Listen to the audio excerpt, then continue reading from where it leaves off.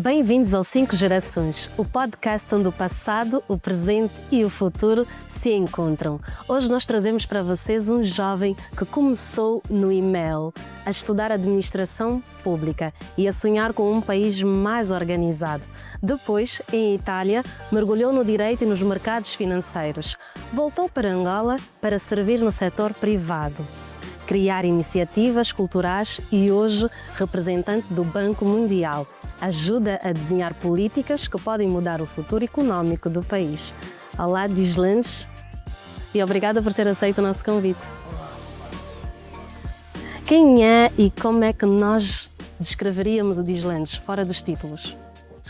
Dislandes é um jovem curioso, um jovem bastante curioso, um jovem que está constantemente à procura de novos desafios.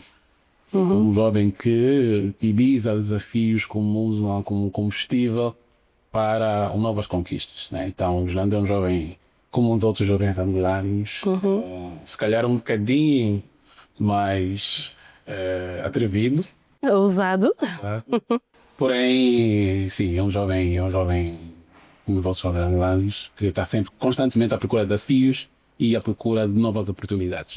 Os teus amigos de infância diriam que já havia esse espírito de liderança?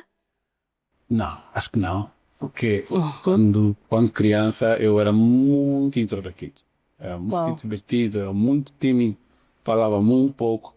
Eu hoje deparo-me com vários colegas que mas essa do Xinante é aquele Xinante estudava, que não falava nada mais. Uma diferença abismal. Mas pronto, isso tudo é fruto de um trabalho de autoconhecimento e, como tudo, tentar ter uma personalidade que mais se adequa à nossa sociedade. Que memórias guarda da sua infância que ainda o ajudam a guiar nas decisões de hoje? Quando criança eu era um jovem, sim, muito introvertido, mas já era de certa forma atrevido como sou hoje e já era de certa forma ambicioso como sou hoje. Então, quando criança, eu lembro-me de momentos em que estava constantemente à procura de saber coisas novas, tentar constantemente interagir com os mais velhos e a tentar constantemente a me desafiar. E isso eu trago comigo até hoje, né? Continuo constantemente à procura de novos desafios e constantemente a tentar descobrir temas novos, assuntos novos e, de certa forma, novos desafios que me mantêm ativo. Portanto, tal como era quando criança, da mesma forma sou hoje. E essas memórias vêm à tona quando tem que tomar alguma decisão hoje?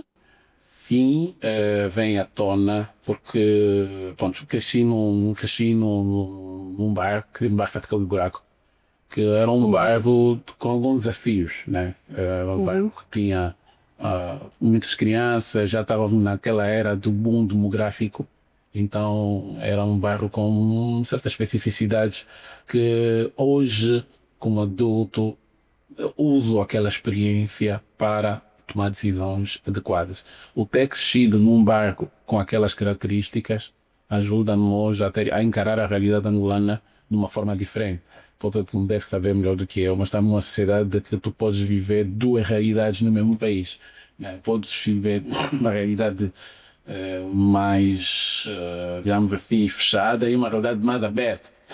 E, tanto, aquilo ajudou-me a encarar a realidade angolana com maior facilidade. Eu posso estar em vários contextos hoje em dia, seja em contextos mais desafiantes, como em contextos mais evoluídos, e da mesma forma eu consigo me adequar. Portanto, eu acho que aquilo ajudou-me bastante a formar a pessoa que sou hoje. E quando é que sentiste que tinhas voz diante de um meio de adultos? Poxa, essa é uma pergunta muito interessante, mas eu acho que aqui deve ter a ver com o facto de que quando criança eu lembro-me perfeitamente que o meu pai constantemente discutia comigo temas de adultos.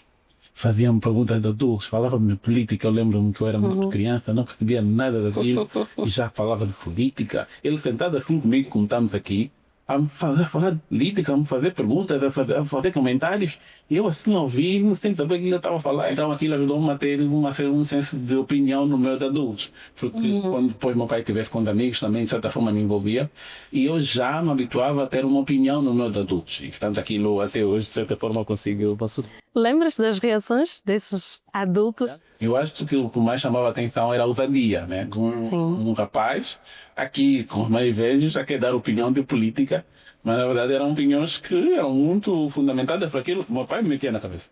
Então, acho que era muita surpresa no meio dos adultos, mas de certa forma, eu lembro-me que havia muita surpresa ali, eu gostava daqui. Gislaine é completamente diferente. Eu cresci a ouvir a música Che, menina, não fala política.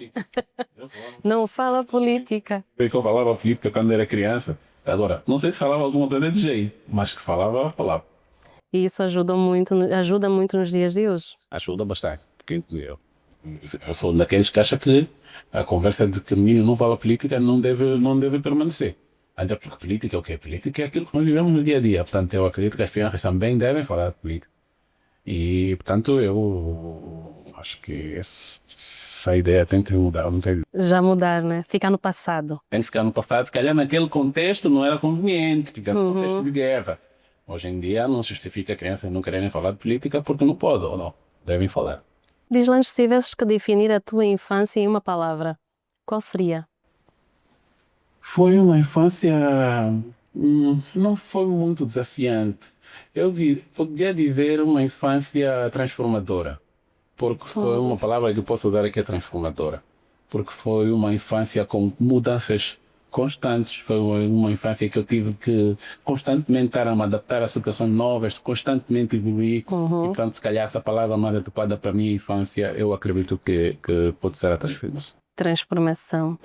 E se fosse uma imagem? Eu sou uma pessoa que sim, me enquadro de certa forma na sociedade, no padrão, mas tem sempre algumas características que estão fora daquilo que é considerado normal. E eu acho que esse sou eu. Portanto, eu seria certamente um quadro de Picasso, com aquelas características um pouco reais. Mas quando lembra da sua infância, assim, indo um pouquinho para a tua família, quem é que tu te lembras? Eu lembro-me certamente dos momentos com o meu pai e a minha mãe, naturalmente, que eram momentos em que eu usava para me enriquecer. Eu continuo a defender até hoje que o papel que os pais desempenham na vida de uma criança é muito importante. Na minha vida, os meus pais desempenharam um papel muito importante porque eles eram a minha fonte de informação. Fonte de informação, fonte de inspiração. E eu, quando penso na minha infância, penso no momento que tinha com eles, na partilha de informação, nos momentos juntos. E aqueles momentos moldaram-me completamente. Portanto, eu defendo que os pais devem prestar muita atenção aos momentos que vivem com os seus filhos, porque são momentos que vão definir certamente o resto do rumo da vida dessas crianças. Há uma mensagem que o teu pai tenha dito em criança que tu te lembras até hoje e levas para a tua vida? Uma mensagem que ele me dizia, não, porque meu pai era tão ambicioso quanto eu, e é até hoje uma pessoa muito ambiciosa, e portanto ele me dizia, olha, meu filho, eu estou a formar meus filhos, se eu construir um prédio, meu filho tem que construir 2 prédios. Uau. E portanto eu estou a olhar para Tem mim, que superar. tens de olhar para mim como uma fonte de desafio, mas sobretudo com a intenção de me superar. Porque se eu fiz isso, tu tens que fazer o dobro. Ele dizia sempre dessa forma, né? Com aquela maneira dela, foi um pouco contundente. E aquilo ficou na mente hoje. Não estou a competir com o meu pai, naturalmente. Claro. Mas tem sempre aquela intenção de tentar superar, né? Tentar fazer algo e tentar, né? Marcar a diferença. Eu acho que é muito importante tentar ser um valor acrescentado na sociedade e fazer algo que de facto possa contribuir. Passaste por vários países e setores, de Itália a Angola, de direito à economia. Como é que essas experiências te moldaram? Foram experiências muito importantes porque ajudaram-me a perceber o mundo. É muito fácil, em contextos como o nosso, a pessoa se fechar no mundo em que estamos. Achar que o mundo todo é isso que nós estamos a viver aqui. Essas experiências ajudaram bastante a perceber que o mundo é muito diferente, é muito mais que aquilo que nós vivemos aqui. Portanto, ajudar a ser uma pessoa mais multicultural, ajudar a ser uma pessoa que consegue perceber várias realidades, que consegue se enquadrar em várias realidades, isso é muito importante. O trabalho que eu desempenho hoje e o modo como eu lido com as pessoas que conheço na sociedade tem muito a ver com essa experiência que eu fui colhendo dos mais variados países onde passei. Portanto, eu acho que o maior impacto que teve em mim foi conseguir perceber que o mundo é muito grande.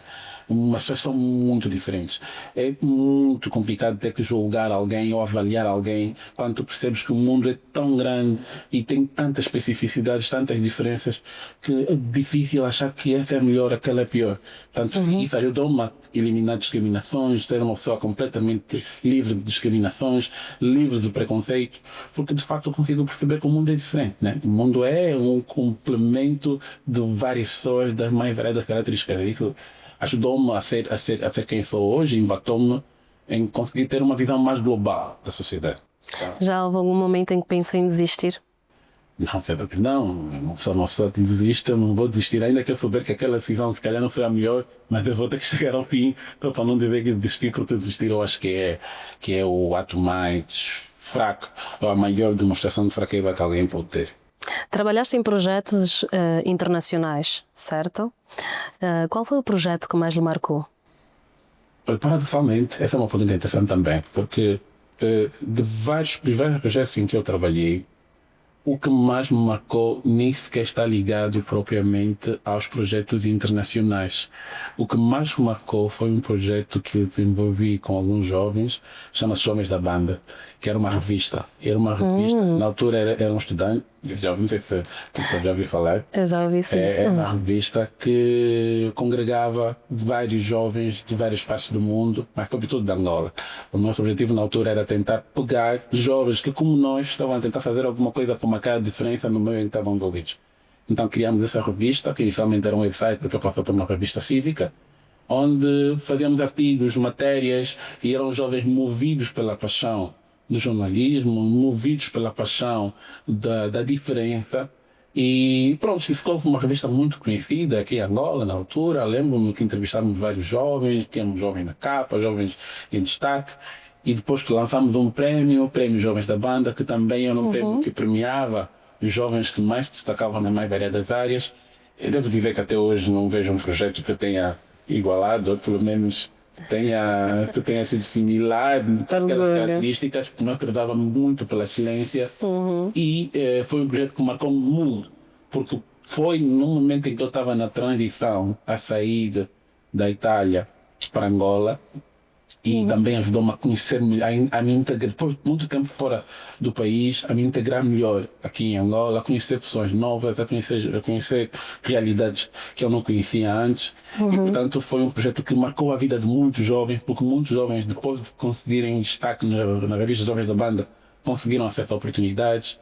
E, portanto, para mim, aquilo foi um projeto muito marcante, não só para mim, a título pessoal, porque me transformou, de certa forma, mas porque eu notei que teve um impacto muito grande na juventude que, de uma forma ou de outra, foi abrangida por aquele projeto. Portanto, se me tiver a questionar o projeto que me mais marcou, eu devo dizer que nem sequer foram os projetos por quais eu trabalho, projetos de desenvolvimento, mas foi essencialmente esse projeto que é um carisma muito social, mas que ajudou a marcar a vida de muitos jovens e a minha também. Diante deste processo, houve alguma porta fechada que a posterior fez sentido ter ficado assim? Sim, claro. Eu durante um momento pensei em querer trabalhar para petrolíferas e fiz algumas candidaturas com algumas petrolíferas aqui em Angola.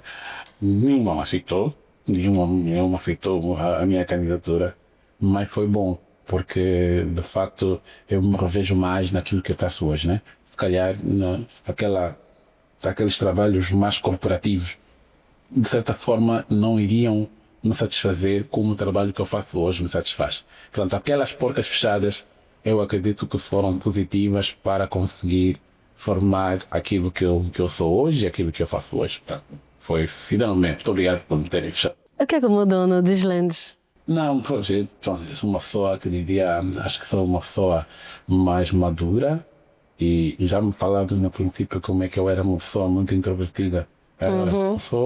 Agora podes me levar para um público de 1000 pessoas, eu não vou ter problema nenhum em interagir com essas pessoas. Então, e também a nível profissional, a nível social, tenho família, tenho 2 filhas lindas, tenho uma esposa e sou já um homem formado, um homem realizado, se assim posso chamar, algo que não era. Foi isso, já é uma transformação suficiente. Se formos a ver no campo profissional, atingir alguns alguns objetivos muito importantes no campo profissional, em termos de realização profissional, e portanto também mudei bastante. No campo social também consegui dar uns passos importantes em termos de enquadramento social, e portanto eu devo dizer que eu mudei bastante. Essa mudança doeu? Não, a mudança em si não doeu, muito pelo contrário. Porém, nesse percurso houve alguns elementos, alguns fatores que causaram dor. E essa dor estimulou a mudança. Portanto, a mudança em si não doeu. A mudança em si foi necessária e foi bem-vinda. Mas, como em todos os processos, tive bons momentos e maus momentos. Tive momentos de muita dor também. E essas dores foram necessárias, como dizia, para provocar essa mudança que se pediu. Portanto, a mudança em si, positiva. A dor às vezes necessária. É necessária. E hoje o Banco Mundial diz Landes. Como é que está a ser lidar com governos e grandes projetos? É bastante desafiante, porque a partir do momento em que tens noção que aquilo que fazes pode impactar a vida de muita gente, então há aí um grande senso de responsabilidade. E portanto eu encaro isso com um grande senso de responsabilidade, porque diferentemente de outros projetos que são mais pequena escala, aqui estamos a falar de projetos de grande escala, em que se tu fazes algo de errado, pode impactar negativamente não só a ti, mas muita gente. E portanto é uma grande responsabilidade, e eu encaro os desafios e os projetos com aquele senso de responsabilidade que os projetos exigem. Portanto, é mais nessa perspectiva, é de facto uma grande responsabilidade. Qual foi a decisão mais difícil que já teve que tomar nesta posição? Não devo dizer, não, na verdade o trabalho é muito coletivo. O trabalho é muito coletivo, portanto não há uma decisão singular que a pessoa toma e que de facto possa ser considerada uma decisão difícil como tal. Há decisões que de certa forma não são fáceis, isso eu posso dizer que sim. Mas tem muito a ver com o trabalho. Tu trabalha assim, tem algum momento que você tem que tomar uma decisão que no momento parece não a mais correta, lembro-me aqui de algumas, mas que no momento pode não parecer a mais correta, porém é necessário. E é aquilo que eu dizia, às vezes aquilo que é necessário. Portanto, mas como trabalho é coletivo, como dizia, então aquilo ajuda um bocadinho a absorver a dificuldade da decisão. Quando trabalhas em grupo, quando trabalhas em equipa, e sabes que aquilo não é uma tua decisão, tua, sozinho, desculpa-me aqui o pleonasmo, aquilo ajuda a absorver um bocadinho o impacto dessa decisão difícil. Como é que lidas com a responsabilidade de projetos que podem afetar milhares de pessoas? Sim, com uma grande responsabilidade, como dizia, é de facto uma responsabilidade. Eu lido com um grande senso de responsabilidade, porque percebo que são projetos que, se bem executados, podem impactar a vida de muita gente. Portanto, o mais importante é perceber o peso desse trabalho e perceber que o bom trabalho, quando bem executado, pode trazer resultados muito positivos. E é isso que me move, para ser sincero. O que me move é saber que o meu trabalho pode impactar positivamente pessoas. Eu acho que na verdade o segredo está aí. O segredo está em saber que tu não estás a fazer um trabalho para ti. Tu não estás a trabalhar para um salário, não estás a trabalhar somente porque queres um benefício pessoal. Aquilo é um trabalho que impacta a comunidade, impacta pessoas. E eu acho que deve ser isso que deve nos mover todos os dias quando acordamos para ir trabalhar. É saber que eu não estou a fazer um trabalho para mim só, mas estou a deixar aqui um valor agregado. Estou a ser um valor acrescentado na sociedade. E estou a deixar aqui uma marca, ainda que pequena, ainda que ínfima, mas pelo menos está a impactar positivamente alguém. Eu acho que deve ser isso, né? Nós vamos trabalhar para conseguirmos ser um valor acrescentado no meio em que estamos inseridos. E isso me move. Eu encaro esses projetos dessa forma, como projetos que podem melhorar a vida das pessoas, e saber que eu posso dar o meu contributo faz-me sentir, de certa forma, como um grande senso de responsabilidade. Apesar de ser um trabalho coletivo, já alguma vez te sentes sozinho com este peso? Não, honestamente não, porque ainda que num momento ou outro a pessoa pode ter esse sentimento, é muito importante conseguir trabalhar em equipa. É muito importante. No momento em que tu podes, de certa forma, sentir sozinho, tens que lembrar que tens uma equipa e deves partilhar aquilo com a tua equipa. Não podes, em momento algum, criar uma ilha dentro das tuas tarefas. Não podes. Deves conseguir, necessariamente. E eu acho que, se calhar, estamos aqui a falar de liderança. Essa é uma característica essencial. E eu vejo que, por sinal, muitos líderes têm algumas dificuldades nisso. É muito importante conseguir envolver a equipa e conseguir partilhar as responsabilidades com a equipa. E quando as coisas correm bem, é mérito da equipa. Quando corre mal, é também culpa da equipa. E não achar que certas coisas devo vivê-las sozinho porque eu estou à frente. Não deve ser assim. Portanto, não me sinto, de certa forma, sozinho. Ao falar em liderança, como é que tem sido? O que é que tem aprendido sobre a liderança ao trabalhar com equipas internacionais? Eu aprendi, essencialmente, que a liderança não se impõe. A liderança não é imposto. A liderança não é uma imposição. A liderança deriva necessariamente de um conjunto de fatores que tu transmites para fora. Ou seja, o que eu estou a querer dizer aqui? O verdadeiro líder não é aquele que chega e tenta impor a própria liderança com meios forçados. Não é este o verdadeiro líder. O líder é aquele que, através do próprio incrível trabalho, através das próprias características, através da maneira em que toma decisões, através da interação, consegue transmitir o senso de liderança para a equipa. Eu acho que foi isso que eu consegui notar. Porque trabalhar num contexto em que tu tens pessoas de vários países, num contexto em que tu tens realidades completamente diferentes, vidas completamente diferentes, hábitos e costumes completamente diferentes, não consegues impor o teu modelo de liderança porque não vais conseguir. Simplesmente porque, se aqui em Angola ser líder é de uma forma, na Côte d'Ivoire ou na Indonésia, o modelo de liderança vai ser completamente diferente. Eles respeitam o líder de uma forma diferente. O líder tem uma postura diferente.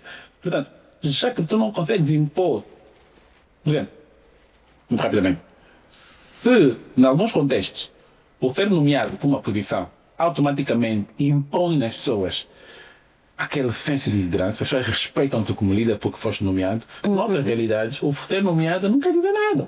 Porque o foste nomeado num papel está tudo bem, mas tu não te revemos como o nosso líder que tu podes chegar aqui e mandar e todo mundo vai cumprir.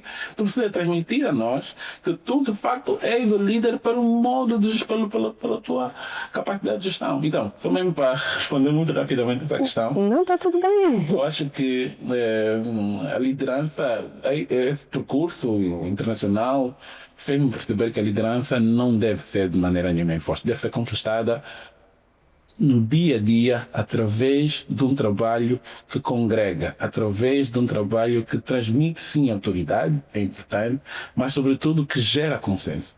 É através da geração de consenso que tu consegues impor às pessoas que tu és o líder.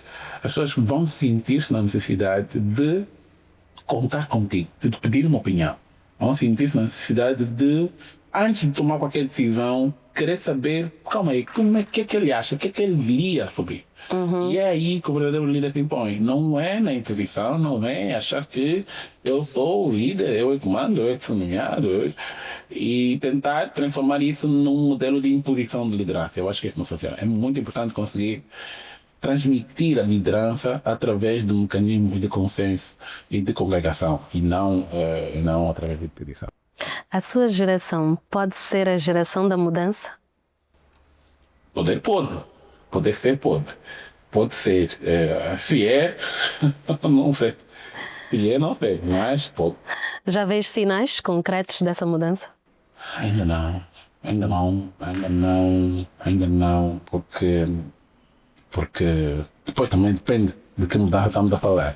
De mudar o país, mudar o mundo, depende da mudança. Para mudarmos o mundo, pelo menos temos que começar no nosso país. Exatamente.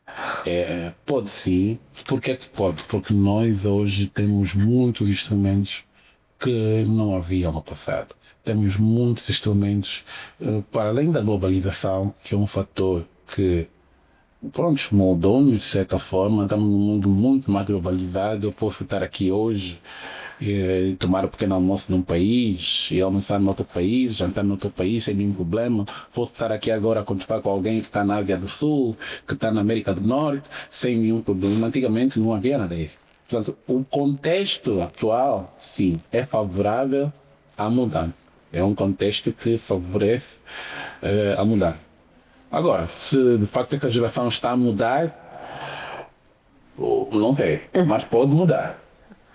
Se pudesse resolver um único problema econômico no país, qual seria? Eu acho que o principal que me vem à mente nesse momento é certamente o poder de compra. O poder de compra é importante. E nós estamos num país em que o poder de compra tem sofrido uma erosão muito grande. As pessoas têm pouco poder de compra e, portanto, sem poder de compra é muito difícil as pessoas conseguirem depois se realizar. E eu acho que o trabalho deve estar essencialmente aí. Conseguir transmitir, conseguir, digamos assim, resolver o problema de poder de compra. E eu falo poder de compra de uma maneira muito transversal, de uma maneira menos genérica, porque dentro do poder de compra temos aí várias ramificações. Mas eu falo no geral do poder de compra. As pessoas devem estar em condições de adquirir bens e serviços. E eu noto que isso não tem sido, de certa forma, possível. Portanto, o problema imediato que eu iria tentar, não, mas que eu gostaria que mudasse, é certamente o problema do poder de compra, porque sem poder de compra nós não temos toda a cadeia. Contando pelo poder de compra, podemos desencadear aí uma série de ações que podem transformar o país. Então, o problema econômico que eu mudaria certamente o poder de compra. Eu não vou falar de outras coisas, de inflação, etc, porque na verdade tudo aquilo é uma consequência, é uma causa da falta de poder de compra, né? Tem muita coisa na base da falta de poder de compra, tem muitas situações na base, mas o que está aqui ao de cima é certamente a falta de poder de compra. Então eu vou pegar aqui, é como se estivesse a construir uma casa a começar pelo teto. Eu pego aqui no teto que é poder de compra. Agora, o que está na base são outras questões muito mais profundas que certamente podíamos estar aqui a falar o dia todo, não íamos conseguir abordar todos, mas tudo isso gera uma falta de poder de compra que afeta muito negativamente a nossa sociedade e se calhar é aí que eu focaria a minha atenção. Sente que esse problema tem solução na nossa geração ou é um problema a longo prazo? Não, tem solução, tem solução. Tem solução, como dizíamos já há pouco, é só implementarmos as medidas certas, né? Tem solução. Vários países estão no mesmo problema que nós. Angola não é o primeiro país com uma deficiência dessa natureza. Angola não é o primeiro país com um boom demográfico que depois desencadeia numa incapacidade da economia nem dar resposta a esse crescimento populacional. Porém, há soluções. Existem muitos exemplos por aí, em volta do mundo, de países que passaram pelo que nós estamos a passar agora e conseguiram ser grandes cavidades económicas. Portanto, eu acredito que há, sim, soluções para esse problema. O que é que os jovens líderes sabem que a geração anterior não soube ou não quis aprender? Os jovens de hoje sabem tecnologia, a geração anterior não sabiam tecnologia, sempre foi. Sabiam, que até podiam saber alguma coisa de tecnologia, mas sabiam muito pouco. E eu aqui não diria que não queriam saber, mas é mesmo que não tinham, se calhar, todos os instrumentos à disposição para poderem fazer. E os jovens de hoje, líderes, têm a tecnologia na mão, que, como eu fazia menção, num contexto globalizado, o poder tecnológico que temos hoje é um fator que faz toda a diferença. Portanto, os jovens de hoje, os líderes de hoje, têm nas próprias mãos armas tecnológicas muito potentes que permitem desenvolver tarefas muito complicadas em muito pouco tempo, permitem estar envolvidos, ter informação muito potente em muita quantidade e em muito pouco tempo. A geração passada não tinha acesso a essa tecnologia, não tinha acesso a tanta informação que nós temos hoje e, portanto, nós hoje temos na mão armas, nem me refiro somente à inteligência artificial, que todo mundo menciona, mas refiro mesmo a todos aqueles instrumentos que hoje em dia a tecnologia nos dá. E, portanto, isso sim é uma arma muito potente que os líderes têm à disposição. Tudo aquilo que estamos aqui a falar sobre liderança são informações que hoje em dia encontram-se facilmente. Qualquer coisa que eu preciso, hoje vou para o YouTube, encontro formações, encontro cursos, encontro tudo gratuitamente que me podem munir de informações que depois me serão úteis para exercer a minha liderança. E eu acho que, de facto, a questão está aí. Hoje, os jovens líderes têm acesso a tanta tecnologia, tantas armas tecnológicas que podem usar a próprio favor. Portanto, isso a geração anterior não teve. E, portanto, nós hoje temos que estar em condições de usar isso para fatores positivos e não para fatores negativos. Já vive esse choque geracional na prática? Dias, todos os dias. Basta interagir com alguém da geração anterior que nem um selfie em condições sabe fazer. Imagina falar de chat GPT com alguém da geração anterior. Tu tens de fazer um relatório com... Imagina estar sentado com um colega e eventualmente a fazer um relatório. Tu estás a fazer com o Copilot, com o chat GPT e o colega está a fazer... O que é isso? Estudar, vamos tirar um por um. Então isso é uma questão muito que lidamos, mas que não há. Bom, acho que também são importantes os choques geracionais, porque de facto, do mesmo modo que nós, a geração de agora, conseguimos ter acesso a essa informação, a geração anterior tinha acesso de uma outra forma e saber trabalhar em equipa, como já falávamos anteriormente, saber trocar informação é muito importante para criar aqui um equilíbrio, senão depois fica a tentar parecer que a geração anterior foi melhor ou que essa geração é melhor. Na verdade, não é a geração melhor. O que há é tanto encontrar um equilíbrio. E Angola está preparada para ser liderada por jovens? Angola está um país que tem aproximadamente 80% da população abaixo dos 35 anos. É um país que certamente está pronto para ser liderado por jovens. Aliás, deve ser liderado por jovens. Porque essa moldura populacional jovem precisa de se rever na liderança. E, portanto, eu acredito que Angola está assim preparada para ser liderada por jovens e deve. E quando falo de deve ser liderada por jovens, não me refiro só ao Presidente da República. Quando falo do governante, a pessoa não sempre o Presidente da República. Refiro-me até em pequena escala, não? As lideranças, desde a pequena escala à grande escala, eu acredito que pode e deve ser feita assim por jovens. Isso não exclui a possibilidade de ter pessoas de gerações anteriores a liderar também. E aí refiro-me mais uma vez à necessidade de equilíbrio. Mas que os jovens estão preparados. E os jovens devem liderar, eu acredito que sim. Até porque vão ter um modelo de liderança que se calhar adequa-se mais àquelas que são as necessidades ou pelo menos às exigências da população jovem atual. Portanto, eu acho que é importante aí também encontrar um equilíbrio perfeito entre as gerações anteriores e a geração atual. Se tivesse que desenhar uma Angola competitiva no mundo em 2035, como é que seria? Uma Angola competitiva em 2035 seria uma Angola onde toda essa moldura populacional sabe, aqui vou trazer mais uma vez a conversa da tecnologia, sabe lidar com a tecnologia e sabe tirar proveito da tecnologia para criar emprego, tirar proveito da tecnologia para conseguir financiamento, tirar proveito da tecnologia para impulsionar o empreendedorismo e conseguir tirar proveito desses instrumentos que nós temos hoje à disposição para competir a nível global. Porque um jovem angolano e um jovem brasileiro, hoje em dia, para além do sistema educacional, que sim, de certa forma ainda há diferenças, mas se falarmos somente de tecnologia, tem acesso a quase as mesmas tecnologias. Quase, porque hoje daí tem outras conversas, né? Não todos os jovens têm iPhone, não todos os jovens têm acesso à internet, essa é uma outra conversa. Mas, com as devidas condições criadas, o jovem angolano pode ter acesso às mesmas tecnologias que um jovem brasileiro, que um jovem americano ou que um jovem da Indonésia. O importante é conseguir garantir que esse jovem tenha o mesmo proveito dessas tecnologias como o jovem de outros países. Portanto, o jovem de 2035 tem que ser um jovem já capaz de utilizar esses instrumentos todos que nós temos à disposição para competir com os jovens que estão noutras realidades. Aí é muito importante apostar-se na educação, porque a educação é que vai formar as bases, porque a própria utilização que fazemos hoje da tecnologia, desses instrumentos, depende muito da educação de base que nós tivemos. Então é muito importante apostar na educação. Se apostarmos seriamente na educação hoje, nós conseguimos em 2035 ter jovens devidamente formados, devidamente capacitados e jovens que conseguem competir tete a tete, como se diz, com jovens de outras realidades. Portanto, eu que vejo em 2035, ou pelo menos espero, que até lá nós consigamos ter jovens, se calhar não serão tão jovens até lá, mas pelo menos poderão tirar proveito agora desses instrumentos para poder então competir.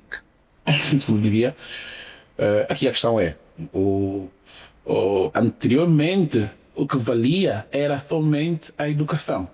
Somente a educação. Era quem, por exemplo, tu tiveste a formação nos Estados Unidos, tu tiveste acesso a um sistema acadêmico de excelência, tiveste acesso a livros, tiveste acesso a tanto material acadêmico que vai certamente destacar comparativamente ao jovem angolano africano. Porque o teu contexto era de alto nível. Então, naquela realidade, era mais difícil um jovem angolano competir com um jovem americano. Mas na realidade de 2035 já não será assim, porque com a internet, sei que depois tem muitos fatores envolvidos, posso estar aqui a fazer aquilo que se diz um bold statement. Mas com a internet e com todos os instrumentos que nós temos hoje, ou teremos até lá, no jovem de 2035 vai ter também condições para ter acesso à informação tal como o jovem americano. Ou seja, pelo menos acesso à informação. A pessoa diz que Angola não tem biblioteca, mas em 2035 o recurso à biblioteca será cada vez mais escasso.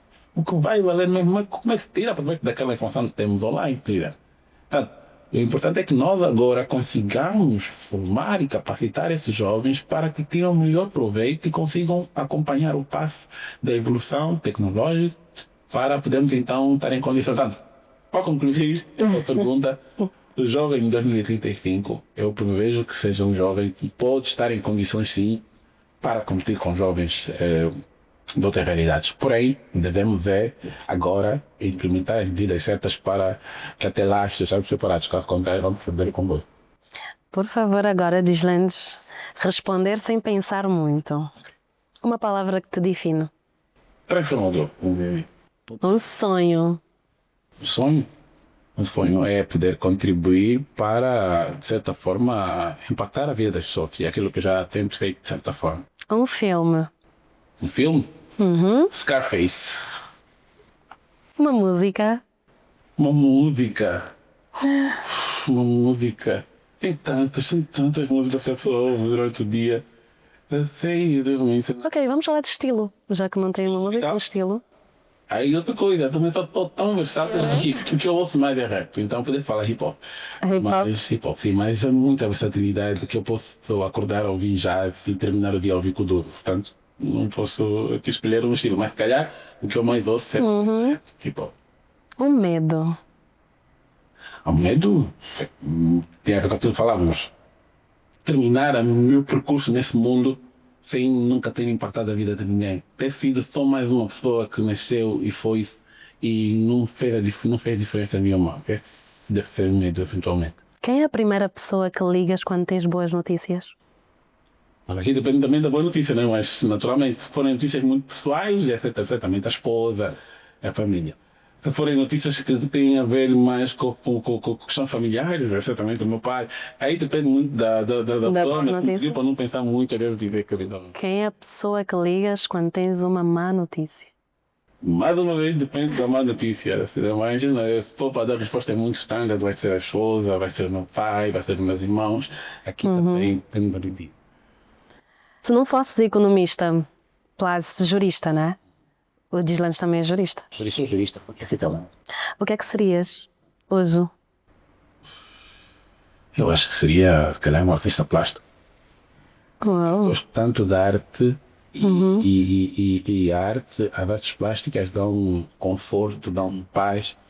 Não pinto nada, sou muito fraco na pintura, mas se calhar apostaria nisso porque é algo que eu me revejo a fazer arte, ou se calhar seria, também gosto muito de arte, se calhar seria arte cênica, se calhar seria ator, não sei. Há algum projeto que tenha te emocionado? O Jovem da Banda, como dizia, foi um projeto que me emocionou bastante, sim. Virado à arte? Virado à arte e algumas exposições artísticas que eu já consegui organizar. Foram certamente muito bacanas. Qual é a palavra que te resume quando pensas no futuro de Angola? Acho que seria curiosidade.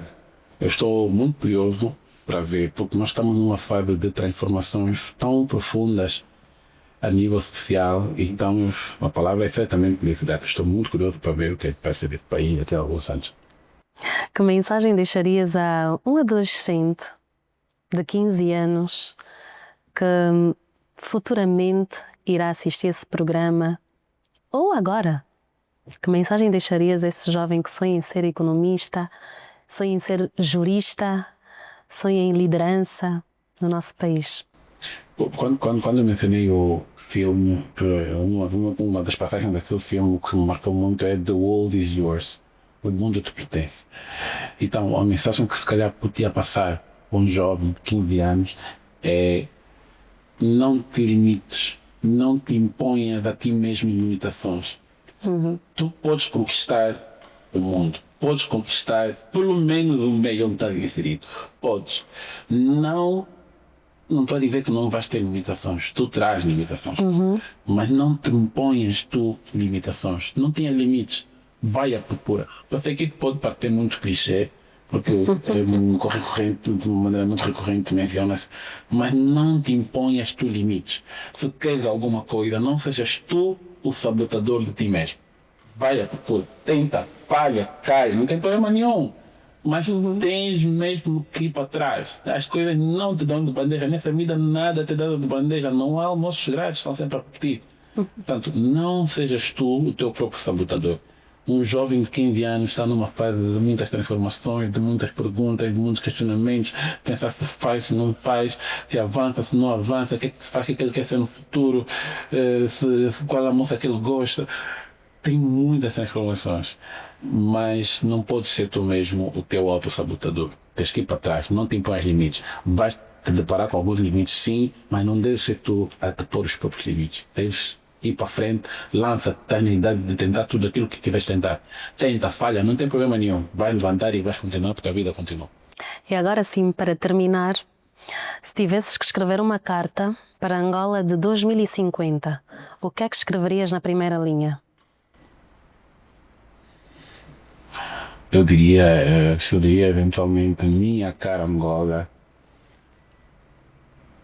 Amei que 2050 para mim não sei se ainda está vivo. Claro que sim, só irão passar 25 anos. Diz-lhes, que é isso? Eu diria, minha cara Angola, amo-te muito, tu tens tudo para te destacares a nível regional e a nível internacional. Como é que seguiste este processo? Qual foi o processo que tu seguiste e como é que tu estás hoje em 2050? Porque em 2050 o mundo será muito diferente. O mundo tem seguido um percurso de transformação, se nós notarmos, muito rápido. Antigamente a transformação era mais lenta, hoje em dia a transformação está a ser muito rápida.